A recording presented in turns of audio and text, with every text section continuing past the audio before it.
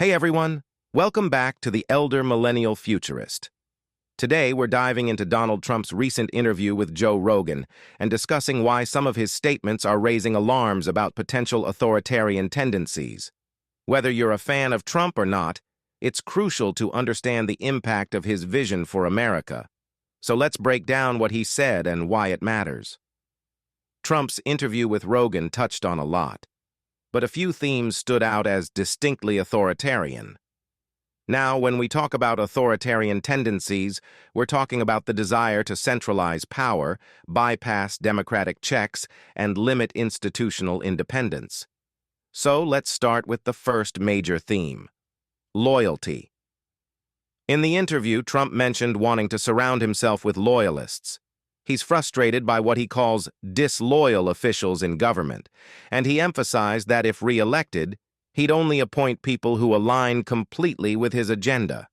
Now, loyalty is one thing, but demanding it above all else, that's a classic authoritarian move. Think about it.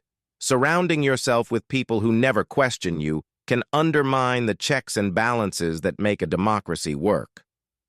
Next up, Trump talked about wanting more control over federal agencies like the FBI. He's frustrated by what he sees as agencies working against him. But here's the issue.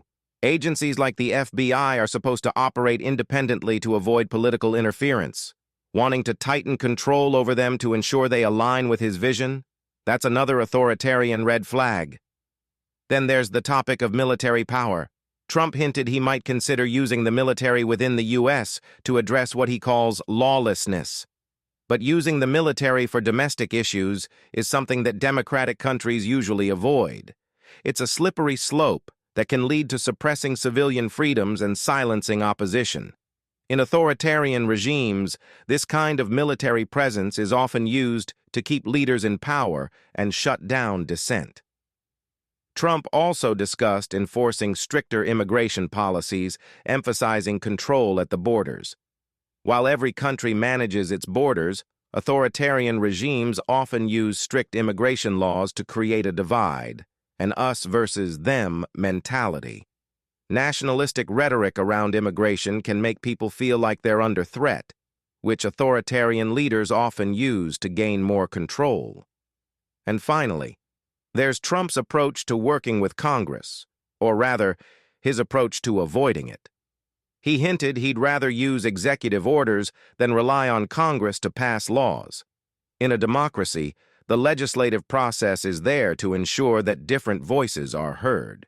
But leaders with authoritarian leanings often prefer to go around legislative bodies to avoid opposition and speed up their agendas.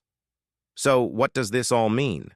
Trump's vision, as shared with Joe Rogan, reflects a pattern of consolidating power and minimizing democratic checks. If he were to put these ideas into practice, it could challenge some of the core principles that keep the U.S. democratic. This isn't just about one person or one party. Recognizing these patterns helps us understand the kinds of leadership that put democracy at risk. Whatever side of the political spectrum you're on, these issues matter. So let me know in the comments.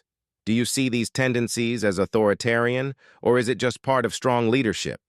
And as always, don't forget to like, subscribe, and hit that notification bell to stay updated. Thanks for watching, and I'll see you in the next video.